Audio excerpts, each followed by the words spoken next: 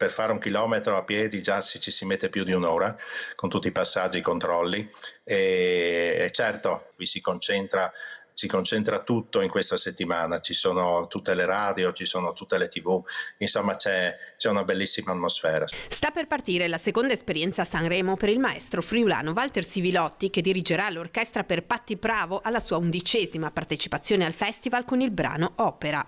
Posso dire solo che è una canzone scritta per lei, è cucita su misura per lei, è una canzone molto bella, una canzone di grande spessore. Direttore artistico dell'Accademia Musicale Naonis di Pordenone e docente e referente del Dipartimento di Popular Music al Conservatorio Tomadini di Udine, Sivilotti vanta una carriera costellata di collaborazioni con alcuni dei più importanti nomi della musica italiana e internazionale.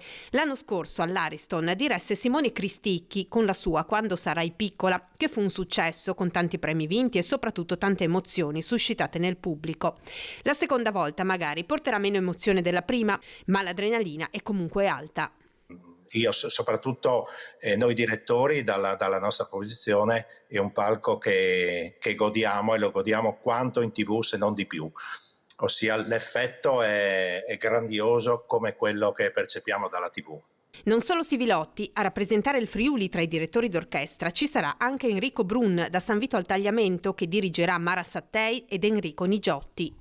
Produttore che stimo tantissimo, veramente stimo tantissimo, un grandissimo produttore. Ci siamo trovati l'altra sera per caso in ristorante. Sì, una grandissima rappresentanza dal Friuli. Ci sono stati anche altri produttori in passato, comunque nel backstage ci ritroviamo, ci riconosciamo e insomma è anche bello che il nostro territorio sia rappresentato anche qui a Sanremo.